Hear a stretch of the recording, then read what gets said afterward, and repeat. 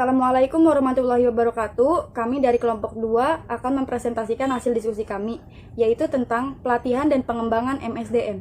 Nama saya Ayu Widya dengan NIM 31219049. Saya akan membahas tentang kompetensi apa yang dibutuhkan. Dalam organisasi ada 3 tingkatan manajemen. Yang pertama yaitu tingkatan eksekutif. Tingkatan ini diperlukan kompetensi yang berkaitan dengan strategic thinking, yaitu kompetensi untuk memahami kecenderungan perubahan lingkungan begitu cepat, melihat peluang pasar, ancaman, kekuatan, dan kelemahan organisasi agar dapat mengidentifikasikan strategic response secara optimum. Sedangkan change leadership adalah kompetensi untuk mengkomunikasikan visi dan strategi perusahaan dan dapat mentransformasikan kepada pegawai. Yang kedua, tingkat manajer. Tingkat ini diperlukan aspek fleksibilitas, yaitu kemampuan merubah struktur dan proses manajerial apabila strategi perubahan organisasi diperlukan untuk efektivitas pelaksanaan tugas organisasi. Dimensi interpersonal understanding adalah kemampuan untuk memahami nilai dari setiap manusia. Aspek pemberdayaan adalah kemampuan mengembangkan karyawan, mendelegasikan tanggung jawab, memberikan saran umpan balik, menyatakan harapan-harapan positif pada bawahan, serta memberikan reward bagi peningkatan kinerja. Yang ketiga yaitu tingkat karyawan. Tingkat ini diperlukan kualitas kompetensi seperti fleksibilitas, menggunakan, mencari berita, motivasi, dan kemampuan untuk belajar. Motivasi kerja di bawah tekanan waktu, kolaborasi, dan orientasi pelayanan terhadap pelanggan. Hakikat pengembangan SDM. Pengertian SDM ada 2 macam, yaitu yang pertama, derajat kualitas usaha yang ditampilkan seseorang yang terlibat dalam proses produksi untuk menghasilkan barang atau jasa. Yang kedua, manusia yang memiliki kemampuan kerja untuk menghasilkan produksi, baik barang atau jasa. Simanjuntak 1985. Perbedaan antara kedua pengertian di atas terletak pada derajat kualitas manusia itu sendiri. Pada pengertian pertama, manusia dipandang sebagai SDM bila memiliki kualitas yang sesuai dengan tuntutan atau kebutuhan usaha. Pada pengertian yang kedua, aspek kualitas tidak ditonjolkan, karena pada dasarnya setiap individu manusia yang termasuk pada kategori angkatan kerja itu terlibat atau dapat dilibatkan dalam proses pembangunan atau proses produksi. Maka dalam kondisi memiliki kemampuan apapun, dia termasuk kategori SDM apabila dia terlibat dalam proses itu. Artinya, upaya apapun yang diarahkan untuk meningkatkan kompetensi akan termasuk pada upaya pengembangan SDM apabila dikaitkan dengan pemanfaatannya dalam pembangunan atau dalam proses produksi. Terima kasih. Selanjutnya akan dibacakan oleh rekan saya. Nama saya Nur Amalia, NIM 31219191, ingin melanjutkan materi yang telah disampaikan oleh teman saya, yaitu materinya tentang pengembangan pendidikan dan pelatihan berbasis kompetensi. Peningkatan ketahanan dan kompetensi ini diantaranya dilaksanakan melalui pendidikan. Bila dikaitkan dengan pengembangan SDM dalam rangka meningkatkan kemampuan menyesuaikan diri, pendidikan juga merupakan upaya meningkatkan derajat kompetensi dengan tujuan agar pesertanya adaptable terhadap berbagai perubahan dan tantangan yang dihadapi. Selain itu, pendidikan yang diselenggarakan seharusnya juga memberi bekal-bekal kemampuan dan keterampilan untuk melakukan suatu jenis pekerjaan tertentu yang dibutuhkan agar dapat berpartisipasi dalam pembangunan. Pada sisi peningkatan kualitas SDM, pembangunan diarahkan untuk menjadikan rakyat negeri ini kreatif, menguasai serta mampu mengembangkan ilmu pengetahuan, teknologi, dan seni dan memiliki moralitas. Kreativitas diperlukan untuk bisa bertahan hidup dan tidak rentan dalam menghadapi berbagai kesulitan. Dengan kreativitas, seseorang menjadi dinamis dan bisa menemukan jalan kreatif yang positif ketika menghadapi kesulitan atau masalah. Terima kasih. Assalamualaikum warahmatullahi wabarakatuh. Nama saya Regi Junirti. Saya di sini akan melanjutkan presentasi dari teman saya. Saya akan menjelaskan tentang peranan pendidikan dalam meningkatkan sumber daya manusia. Tujuan pembangunan nasional yaitu terwujudnya masyarakat Indonesia yang damai, demokratis, berkeadilan, dan berdaya saing, maju, dan sejahtera dalam wadah negara kesatuan Republik Indonesia yang didukung oleh manusia yang sehat, mandiri, dan bertakwa kepada Tuhan Yang Maha Esa. Dari tujuan tersebut tercermin bahwa sebagai titik sentral pembangunan maupun sebagai pelaku pembangunan dengan ini pembangunan ketenagakerjaan merupakan salah satu aspek pendukung keberhasilan pembangunan nasional. Sehubung hal tersebut di atas, pengembangan sumber daya manusia di Indonesia dilakukan melalui 3 jalur. Tiga jalur utama yaitu pendidikan, pelatihan, dan pengembangan karir di tempat kerja. Jalur pendidikan merupakan tulang punggung pengembangan sumber daya manusia yang dimulai dari tingkat dasar sampai perguruan tinggi. Sementara itu, jalur pelatihan dan pengembangan karir di tempat kerja merupakan jalur suplemen dan komplement terhadap pendidikan tersebut. Itu saja. Assalamualaikum warahmatullahi wabarakatuh. Nama saya Rinda Gadis Supardi, NIM 31219224. Di sini saya akan melanjutkan materi dari teman saya, yaitu jenis pelatihan dan pengembangan. Menurut Shimomura 2006 278 ada 5 jenis pelatihan yang dapat diselenggarakan. Yang pertama, pelatihan keahlian. Yang kedua, pelatihan ulang. Ketiga, pelatihan lintas fungsional. Keempat, pelatihan tim. Kelima, pelatihan kreativitas. Adapun perbedaan antara pelatihan dan pengembangan menurut Syarifuddin tahun 2001-2017. A. Pelatihan. Tujuan peningkatan kemampuan individu bagi kepentingan jabatan saat ini. Sasaran peningkatan kinerja jangka pendek. Orientasi kebutuhan jabatan sekarang. Efek terhadap karir keterkaitan dengan karir relatif rendah. B. Pengembangan.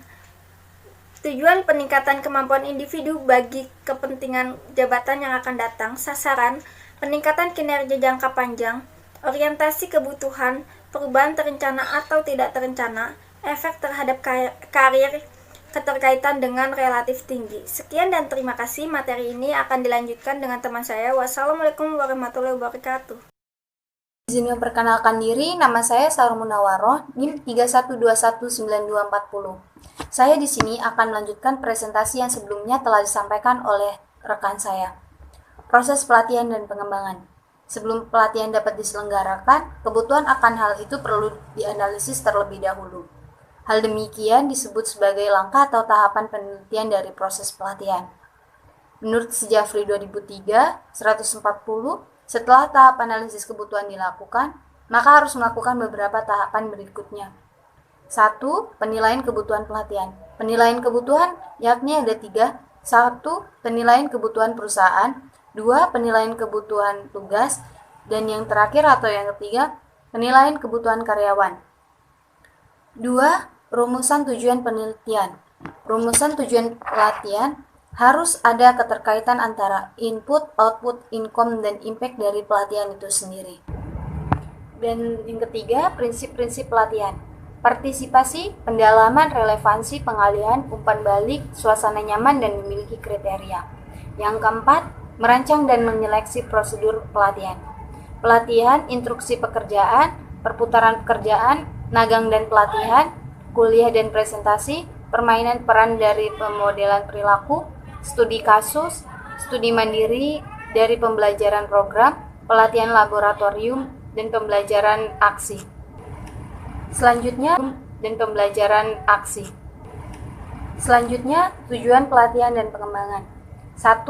Memperbaiki kinerja karyawan-karyawannya yang bekerja secara tidak memuaskan karena kekurangan keterampilan merupakan calon utama pelatihan mendapatkan, kendati pun tidak dapat memecahkan semua masalah kinerja yang efektif. Program pelatihan dan pengembangan yang sehat sering berfaedah dalam meminimalkan masalah ini. 2. Mutakhir keahlian para karyawan sejalan dengan kemajuan teknologi. Melalui pelatihan memastikan bahwa karyawan dapat mengaplikasikan teknologi baru secara efektif. Perubahan teknologi pada gilirnya berarti bahwa pekerjaan senantiasa berubah dan keahlian serta kemampuan karyawan haruslah dimutakhirkan melalui pelatihan. Sehingga kemajuan teknologi dapat diintegrasikan dalam organisasi secara sukses. Yang terakhir atau yang ketiga, mengurangi waktu pembelajaran bagi karyawan baru agar kompeten dalam pekerjaan. Seorang karyawan baru ancapkal tidak menguasai keahlian dan kemampuan yang dibutuhkan untuk menjadi job kompeten, yaitu output dan standar mutu yang diharapkan. Terima kasih, selanjutnya akan disampaikan oleh rekan saya. Izin memperkenalkan diri, nama Siti Azkiatul Azki, NIM 31219248. Saya akan melanjutkan presentasi yang telah rekan saya sampaikan mengenai manfaat pelatihan dan pengembangan. Pelatihan ini mempunyai andil besar dalam menentukan efektivitas dan efisiensi organisasi. Beberapa manfaatnya yang ditangguh program ini dari program pelatihan dan pengembangan diantaranya adalah yang pertama yaitu meningkatkan kuantitas dan kualitas produktivitas. Nah, yang kedua yaitu mengurangi waktu belajar yang diperlukan karyawan untuk mencapai standar kinerja yang diterima. Nah, yang ketiga yaitu membentuk sikap loyalitas dan kerjasama yang lebih menguntungkan. Yang keempat yaitu memahami kebutuhan perencanaan sumber daya manusia.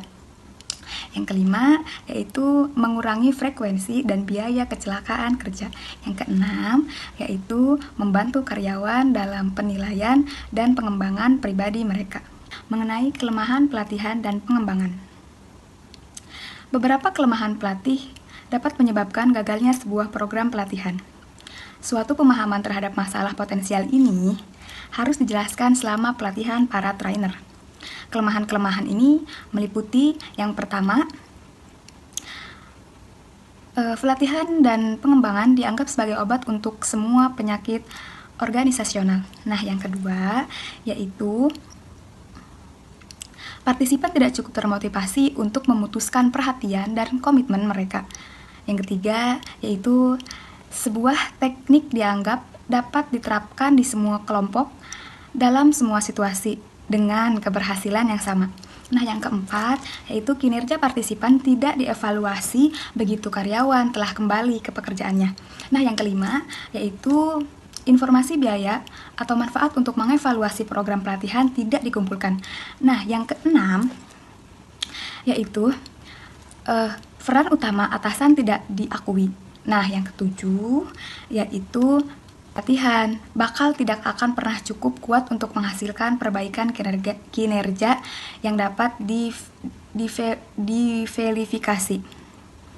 Nah, yang terakhir, yang ke-8, yaitu sedikit atau tidak ada persiapan untuk tindak lanjut. Slide yang selanjutnya akan disampaikan oleh rekan saya. Assalamualaikum warahmatullahi wabarakatuh. Perkenalkan, nama saya Safa Suciati Suendi, NIM 31219259. Di sini saya akan melanjutkan presentasi yang sudah diberikan oleh teman saya. Teknik-teknik pelatihan dan pengembangan. Program-program pelatihan dan pengembangan dirancang untuk meningkatkan prestasi kerja, mengurangi absensi dan perputaran, serta memperbaiki kepuasan kerja. Di sini ada dua kategori pokok program pelatihan dan pengembangan manajemen. Yang pertama, metode praktis atau on-the-job training. Teknik-teknik on-the-job merupakan metode latihan yang paling banyak digunakan. Karyawan dilatih tentang pekerjaan baru dengan supervisor langsung, seorang pelatih yang berpengalaman, atau biasanya oleh karyawan lama yang lebih berpengalaman. Berbagai macam teknik bisa digunakan untuk praktik dalam sebagai rotasi jabatan, latihan instruksi pekerjaan, magang, coaching, dan penugasan sementara. Nah, yang kedua, teknik-teknik presentasi, informasi, dan metode simulasi atau off-the-job training. Teknik off-the-job ini pendekatan karyawan peserta latihan menerima referensi tiruan atau artikel suatu aspek organisasi dan diminta untuk menanggapinya seperti dalam keadaan yang sebenarnya.